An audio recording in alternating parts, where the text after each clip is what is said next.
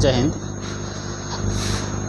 आज हम लोग बहुत ही अच्छा प्रमेय थेल्स थ्योरम को सिद्ध करने वाले हैं, जो हमारे ज्यामिति में एक बहुत ही इम्पोर्टेंट मान रखता है।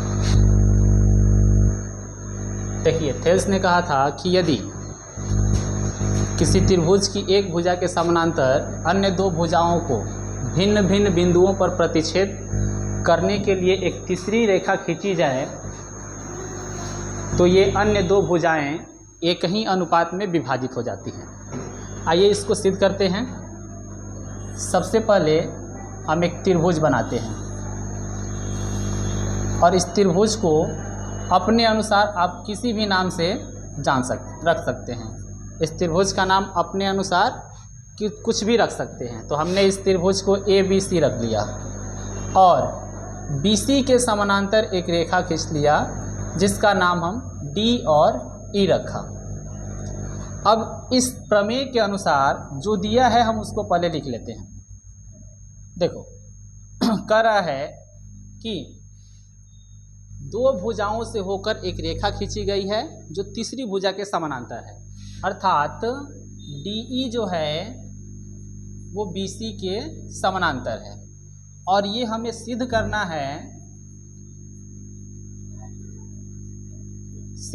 है कि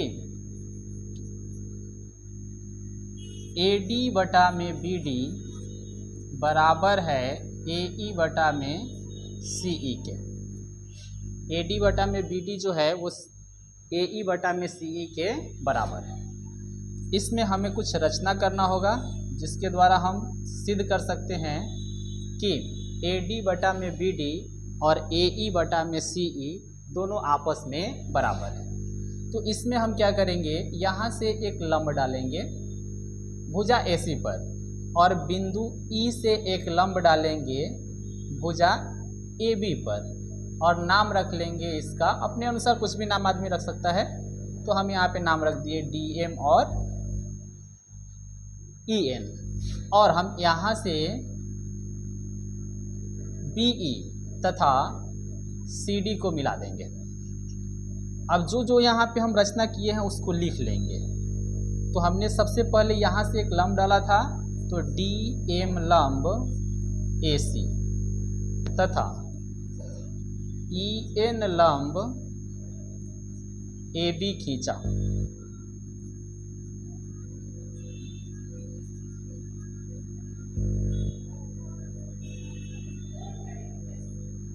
और BE तथा CD को मिलाया।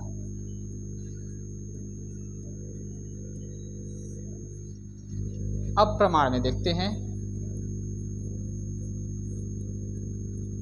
यहाँ से अब हम लोग त्रिभुज का क्षेत्रफल निकालेंगे और सबसे पहला हमारा त्रिभुज होगा ADE। त्रिभुज ADE का क्षेत्रफल, और त्रिभुज का क्षेत्रफल हमें पता है 1/2 गुना आधार गुना ऊंचाई होता है।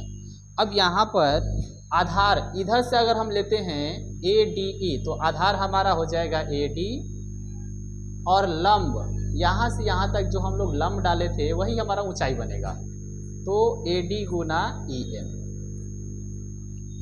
पुनः दूसरा त्रिभुज का हम क्षेत्रफल निकालेंगे और वो त्रिभुज हमारा होगा BDE। त्रिभुज BDE का क्षेत्रफल सेम फॉर्मूला वही होगा 1/2 गुना आधार गुना ऊंचाई। अब इसमें हम आधार BD रखेंगे और ऊंचाई हमारा सेम वही होगा EN। उसके बाद हम क्या करेंगे, दोनों त्रिभुज के क्षेत्रफलों का अनुपात निकाल लेंगे। तो एरिया ऑफ त्रिभुज ADE बटा में एरिया ऑफ त्रिभुज BDE बराबर 1/2 AD गुना EN 1/2 बी डी गुना ई एन। अब यहाँ से ई एन से ई एन कैंसिल हो जाएगा और 1/2 से 1/2 कैंसिल हो जाएगा, तो बच जाएगा हमारे पास a d by b d. इसको इक्वेशन फर्स्ट लेंगे।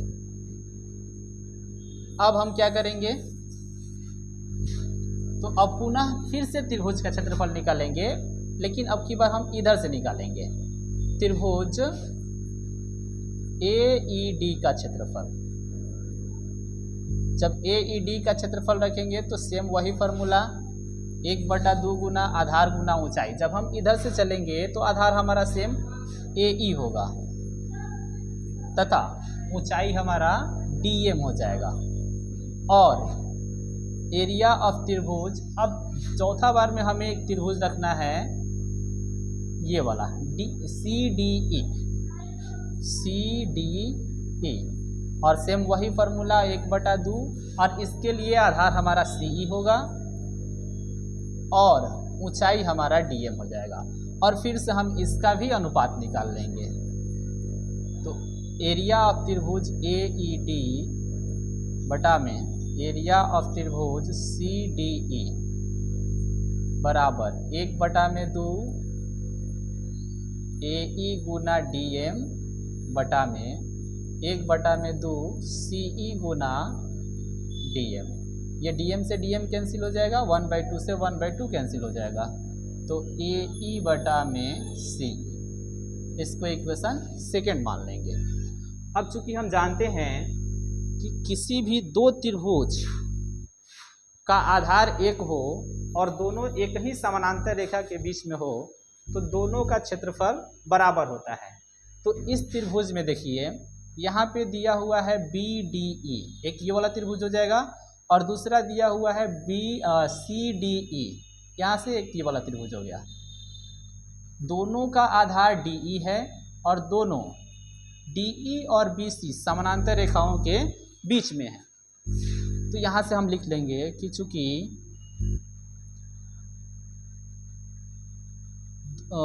त्रिभुज बी डी ई और त्रिभुज सी डी ई एक ही आधार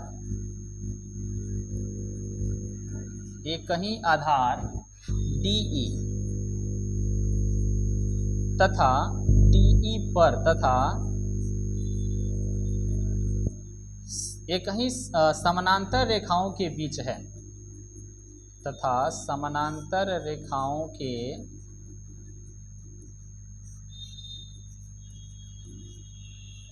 बीच है।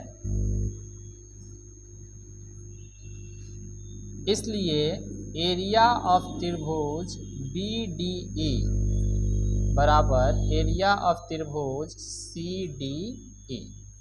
इसको हम रखेंगे समीकरण 3, इसको हम लोग समीकरण 2 रखेंगे। अब समीकरण 1, 2 और 3 को तुलना करेंगे।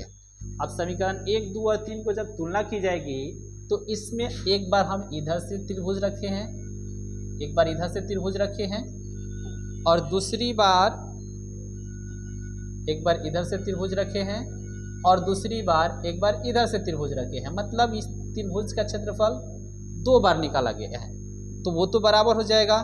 और ठीक एक बार इसका क्षेत्रफल और एक बार इसका क्षेत्रफल, और दोनों का क्षेत्रफल बराबर सिद्ध कर चुके हैं, तो इन दोनों का अनुपात भी बराबर हो जाएगा। तो इसलिए समीकरण 1, 2 और 3 से ए डी बटा में बी डी बराबर ए ई बटा में सी ई, और यही हमें सिद्ध करना था। धन्यवाद।